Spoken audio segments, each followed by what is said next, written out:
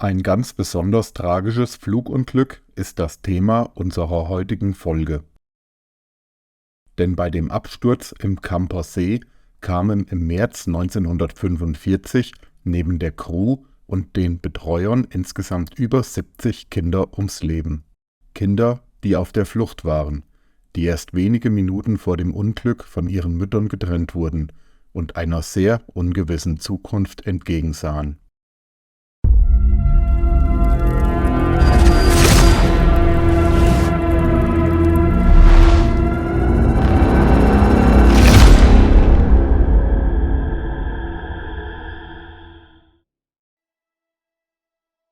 Nicht weit vom Campersee entfernt rauschen die großen Wellen der Ostsee gegen den schmalen Küstenstreifen, der den Ozean und das Binnengewässer voneinander trennt. Der Campersee liegt in der polnischen Woiwodschaft Westpommern und ist gerade einmal 20 Fahrminuten vom bekannten Kurort Kolberg entfernt. Wassersportler und Erholungssuchende besuchen den See in ihrer Freizeit, genießen die Idylle und Unbeschwertheit hier oben im äußersten Norden Polens. Die meisten von ihnen wissen nicht, dass mitten im Gewässer ein Flugzeug, eine Dornier Do-24T3 liegt und die Leichen von über 70 Kindern, ihren Betreuern und 4 Besatzungsmitgliedern.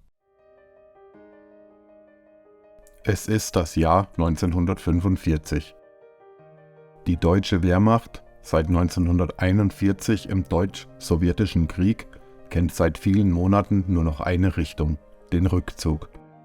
Im Februar und März 1945 tobten erbitterte Kämpfe um die einstige Festung Kolberg, während sich die Rote Armee etwas weiter südlich auf den Sturm auf Berlin vorbereitete.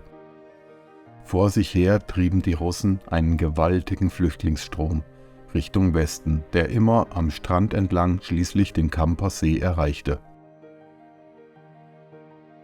Unter den Flüchtenden befanden sich auch tausende Kinder, die sich im Zuge der Kinderlandverschickung in der Gegend an der Ostsee aufgehalten hatten.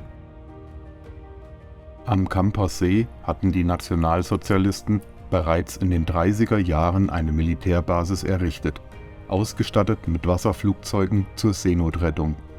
Da die deutsche Wehrmacht zu dieser Zeit jedoch schon nahezu führungslos agierte, warteten die Männer dort auf Anweisungen, die nicht mehr kamen. Stattdessen kamen die Kinder, Tausende von ihnen, bei eisigen Temperaturen von bis zu -19 Grad. Der am Stützpunkt in Kamp stationierte Hauptmann Karl Born reagierte schnell und rief spontan eine Luftbrücke vom Campersee nach Rügen und Schleswig-Holstein ins Leben, um die vielen erschöpften Flüchtlinge vor den anrückenden Sowjets in Sicherheit zu bringen. Diese Rettungsflüge im Halbstundentakt retteten Schätzungen zufolge etwa 4.000 bis 12.000 Menschen, vor allem Kindern, das Leben. Nicht aber den Passagieren der Maschine, die an diesem Tag verunglückte. Nur eine Betreuerin überlebte, 80 Menschen, darunter über 70 Kinder, starben.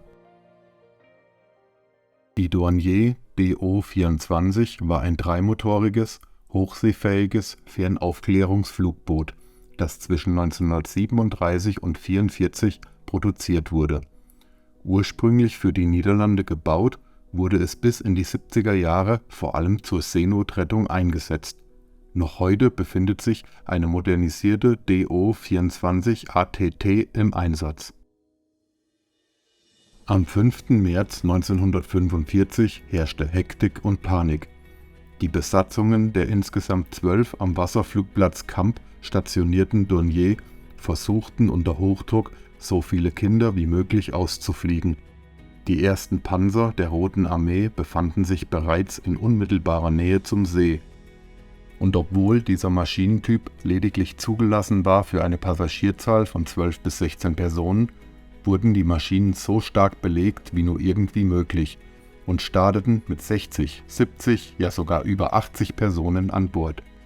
Warum die Dornier abstürzte, ist bis heute nicht final geklärt. Wurde sie von den 3 sowjetischen Panzern abgeschossen, die an diesem Tag am Seeufer gesichtet wurden? Oder war das Flugzeug aufgrund der starken Überladung durch viel zu viele Menschen einfach zu schwer? Vielleicht sind die Passagiere, die allesamt nicht angeschnallt waren, auch durch einen starken Steigungswinkel beim Start des Flugzeugs in das Heck der Maschine geschleudert worden und die plötzliche Schwerpunktverlagerung hat den Absturz verursacht. Laut Augenzeugenberichten ist die Maschine mit dem Heck zuerst in das eiskalte Wasser gestürzt und binnen kürzester Zeit gesunken. Eine Rettungsaktion gab es nicht.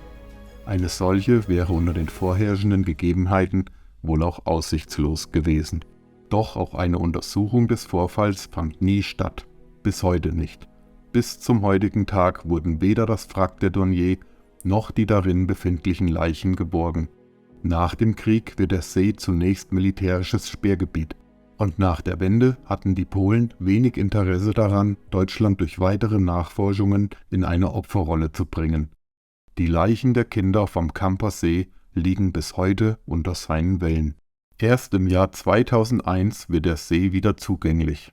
Am nördlichen Ufer des Sees wurde eine Gedenkstätte an den Flugzeugabsturz des 5. März 1945 errichtet. Im Jahr 2012 fand hier erstmals eine gemeinsame Gedenkfeier unter Beteiligung deutscher und polnischer Vertreter statt. Doch wie geht es weiter mit dem Wrack?